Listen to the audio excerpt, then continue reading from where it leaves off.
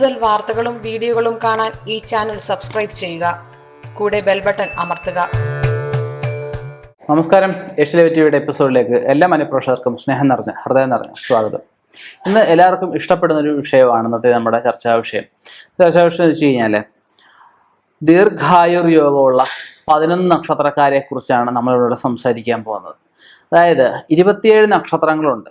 27 നക്ഷത്രങ്ങൾക്കും ഒരുപാട് യോഗങ്ങൾ പറയപ്പെടുന്നുണ്ട്.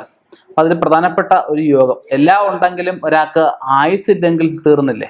എല്ലാം സമ്പാദിച്ചു, ഒരാൾ കഷ്ടപ്പെട്ട് ധാരാളം ധനം സമ്പാദിച്ചു, പക്ഷെ അവർക്ക് അനുഭവിക്കാൻ യോഗമില്ല. അതായത് അവർക്ക് ഇത് അവരുടെ കാര്യങ്ങൾക്കൊന്നും ഉപയോഗിക്കാൻ പറ്റിയില്ല. ഇതൊക്കെ അനുഭവിക്കുന്ന മുമ്പായിട്ട് ആൾ മരണപ്പെട്ടു. അതുകൊണ്ട് കാര്യമില്ല. അപ്പം നമ്മൾ ഒരാളുടെ ജാതകം നമ്മൾ പരിശോധിക്കുമ്പോഴാണ്, ലഗ്നാല് ഒക്കെ നമ്മൾ ചിന്തിക്കുമ്പോൾ ആറാം ഭാവം കൊണ്ട് രോഗഭാവമൊക്കെ നമ്മൾ ചിന്തിക്കാറുണ്ട്. പിന്നെ ആദിത്യനെ കൊണ്ട്, ശനിയെ കൊണ്ടൊക്കെ നമ്മൾ ആയുഷിൻ്റെ കാര്യങ്ങളൊക്കെ ചിന്തിക്കും.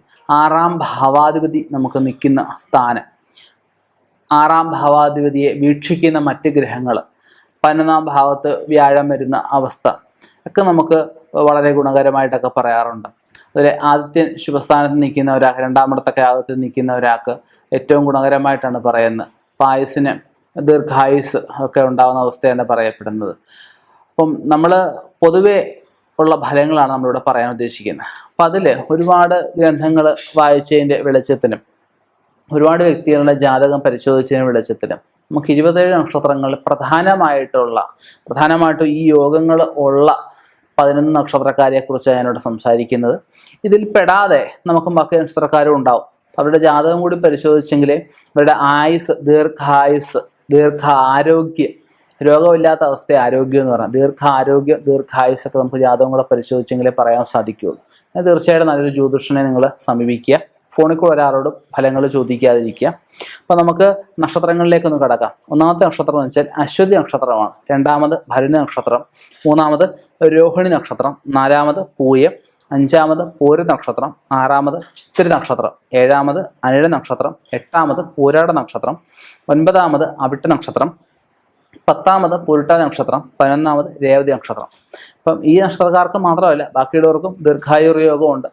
ചിലർക്ക് ഈ നഷ്ടപ്പെട്ടവർക്ക് തന്നെ അല്പായുസായിട്ട് മരണപ്പെട്ടു പോയി തരാം. അവർക്ക് അതിന് കുടുംബപരമായ വിഷയങ്ങളോ ജന്മാന്തരകൃത പാപദോഷങ്ങളോ ഒക്കെ ഉണ്ടാവും.